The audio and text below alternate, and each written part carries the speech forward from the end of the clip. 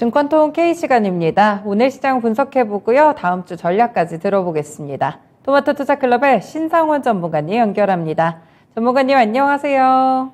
네, 안녕하세요. 신상원입니다.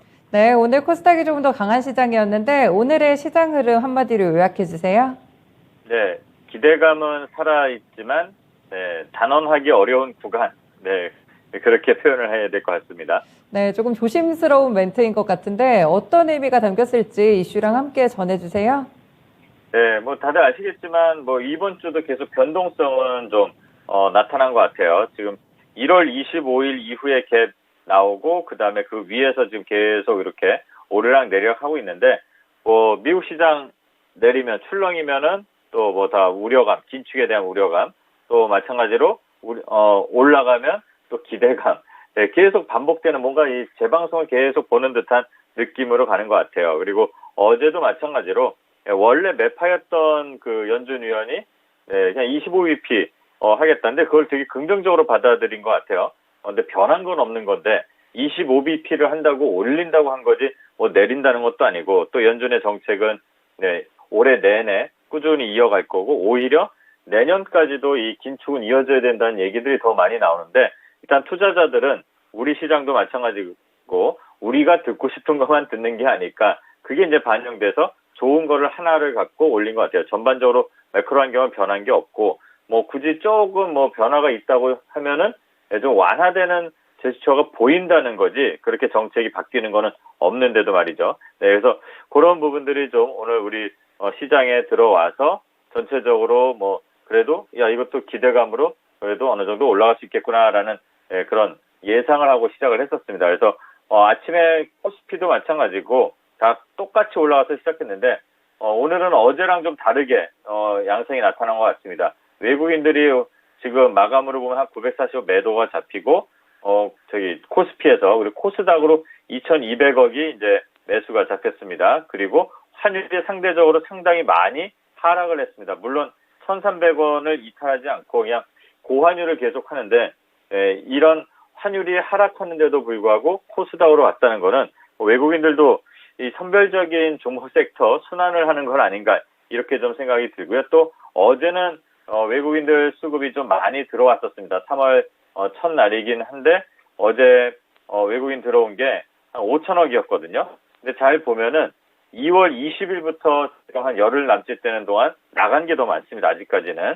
그래서 이거 오늘도 또 매도가 나왔고 아직은 외국인들이 단기로 봤을 때는 다시 들어오지는 않는다. 그냥 왔다 갔다 하면서 얘네들도 순환을 하는 거 아닌가라고 이렇게 좀 시장을 봐야 될 것 같고요.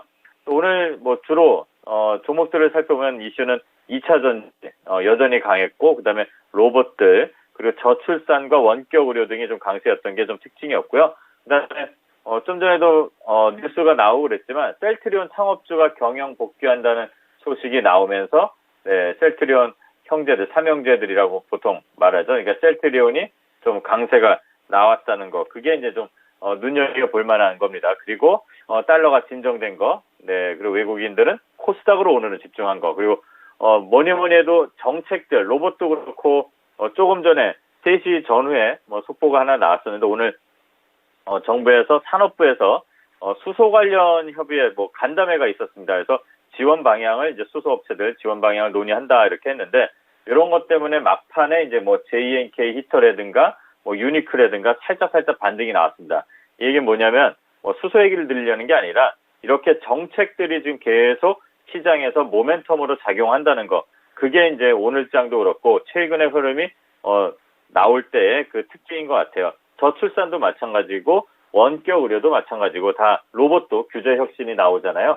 그런 것처럼 정부 정책이 지금은 시장의 모멘텀 역할을 하고 있다. 이게 오늘의 이제 뭐 주요 이슈라면 이슈인 것 같습니다. 네, 지수는 뭐 요즘 가는 대로 해석이 붙는 것 같고요. 외국인 수급도 그렇지만 참 선별적인 선택들이 많이 나오는 것 같습니다. 정책이 많은 섹터를 움직였고 여기에 서정주인 명예회장의 소식 또 복귀 소식까지 있어가지고 오늘 바이오 종목들도 좀 함께 움직이는 모습이었는데 그럼 일단 금요일장은 이런 이슈들이 있었고 다음 주부터는 어떤 이슈들이 부각될까요? 일단 다음 주에는 제일 중요한 게 뭐니 해도 계속 시장에 한 2주 전부터 계속 말씀들 드리고 얘기가 나왔던 건데 이제 양회가 내일 본격적으로 시작을 하죠. 이 중국의 양회가 내일 모레 이렇게 이틀 정도 하고 마는 게 아니라 한 일주일 정도 이렇게 계속 진행된다고 합니다. 그러니까 그 양회에 따라서 중국이 이제 경기 부양에 대한 좀 부담도 있을 거예요. 중국도. 왜냐하면 작년에 5% 성장을 시키겠다고 했는데 코로나 때문에 봉쇄되고 이러면서 한 3%에서 머무른 거죠. 그래서 이제 시진핑이 마침 또 연임을 했고 그 연임을 하고 나서 제대로 된 첫 번째 큰 행사를 하는 게 이제 이번 양회인데 그래서 아마 5% 이상의 경제 성장률을 목표로 하고 그거를 따라와서 이제 경제를 올리려면 당연히 경기 부양, 뭐 부동산이라든가 그다음에 인프라 관련해서 이제 투자가 좀 들어갈 것 같아요. 그렇다면 우리나라에도 좀 영향을 미치는 것들이 꽤 많을 겁니다.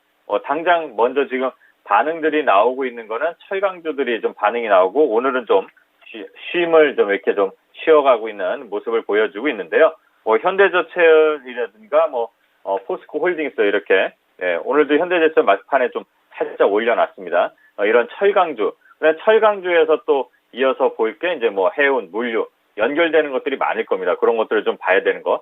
중국 양회만이 아니라 양회를 시작으로 해서 우리한테도 영향을 미치는 거. 저출산 정책도 마찬가지로 중국도 그렇게 인구가 많은데 저출산 정책을 좀 해야 된다고 합니다. 그렇다면 우리 이제 제로투세븐이라든가 아가방 컴퍼니라든가 캐리소프트 계속 활발하게 거래가 나오고 오늘도 눌렀다가 막판에 아가방 제로투세븐 다시 앞서거니 뒤서거니 하면서 마감을 했습니다. 그런 것들을 좀 살펴봐야 될 것 같고요.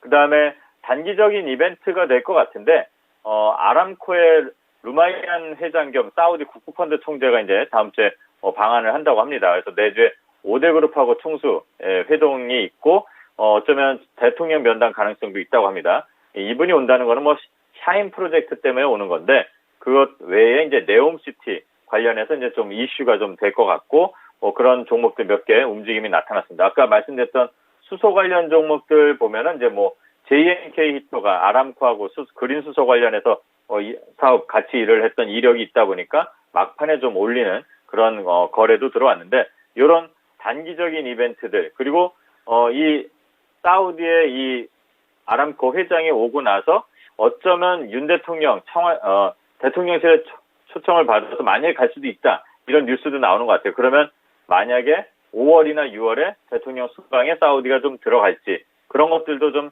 살펴보면서 한번 다음 주를 좀 준비하면 될 것 같습니다.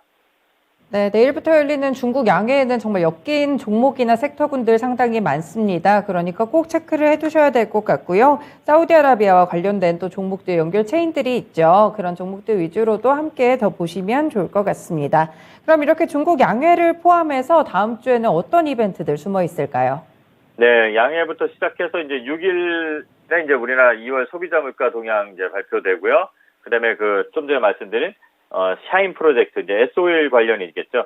거의 개공식이 이제 울산에서 할 예정이라고 합니다. 그리고 7일날 미국 1월 소비자 신용지수가 발표되고 8일날은 ADP 취업자 변동 미국이죠. 그리고 미국의 1월 구입 및 이직 보고서가 이제 좀 나옵니다. 그러면 미국의 이제 고용 동향, 고용이 계속 견조하다고 나오는데 그거를 한번 가늠해 볼 수가 있고 또 우리나라 정치적인 이슈는 국민의힘 전당대회가 있습니다. 정치 테마주는 이제는 쳐다보지 않는 게 제일 좋을 것 같고요. 그다음에 9일 날은 선물 옵션 동시 만기일이고 미국의 주간 신규 실업 수당 청구 건수 그리고 일본은행의 금융정책회의 그리고 10일 마지막으로 이제 미국의 2월 고용 동향 보고서가 나오고 우리나라 이제 더 글로리 파트 2 이게 넷플릭스에서 공개된다고 하니까 컨텐츠 관련 종목들도 한번 잠깐 살펴보는 그런 한 주가 될 것 같습니다. 네, 다음 주도 또 바쁘게 흘러가네요. 중요한 일정들 달력에 표시해 두시길 바라겠습니다. 다음 주에 유효한 전략도 소개해 주세요. 네, 지금 앞서 말씀드린 것처럼 시장이 방향성을 제대로 잡는 게 아니기 때문에 단기적인 트레이딩하고 그다음에 관망 이런 전략을 병행하면서 이 변동성 장에 대응을 좀 잘 해야 될 것 같습니다. 그리고 양회 이후에는 정책을 좀 선별해서 우리나라 시장에 제대로 실익이 있는지 효율이 있는지를 보는 그런 종목들로 보면 될 것 같고요. 예를 들어 저출산은 분명히 우리나라도 발표를 곧 대통령이 직접 한다고 하니까 그런 것들 위주로 좀 살펴볼 필요가 있고 또 아람코 회장 방한하는 건 단기적인 이슈일 겁니다. 그래서 이런 것들 그리고 대통령 일정, 정책 전부 단기적으로 계속 빠르게 돌아갈 겁니다. 이런 것들 보면서 단기 대응 좀 하시면 될 것 같고 3월 14일 CPI를 바라보면서 조금 신중하게 현금 비중 30에서 50 항상 말씀드린 저는 좀 보수적으로 현금은 좀 많을수록 좋다고 봅니다. 그런 전략을 좀 유효하게 가져가고 3월만이 아니고 3월은 이미 시작되고 가고 있습니다. 4월, 5월 대통령 미국 순방도 있고 그러니까 그 이유를 보는 한 주가 됐으면 좋겠습니다. 네, 알겠습니다. 오늘 주신 전략들 다음 주까지 잘 참고해 보겠습니다. 전문가님 고맙습니다. 네, 감사합니다. 즐거운 주말 되시죠. 신상원이었습니다. 네, 신상원 전문가와 함께한 증권통 K였습니다. 오늘 금요일이죠. 그래서 3월 첫째 주가 이렇게 마무리가 됐는데요. 일단 다음 주는 양회를 포함해서 움직일 종목들 잘 살펴보시고요. 그리고 14일에 이제 또 FOMC 관련한 이런 부분들 살펴보시면서 CPI 전에 대응하시는 준비 기간으로 둘째 주 또 살펴보시면 될 것 같습니다. 지금까지 다양한 투자 판단에 도움이 되는 말씀들 전해드렸습니다. 특정 종목의 상승과 하락을 보장하지는 않는다는 점 기억해 주세요. 마감은 증권통은 여기서 마칩니다. 한 주간 고생 많이 하셨습니다. 고맙습니다.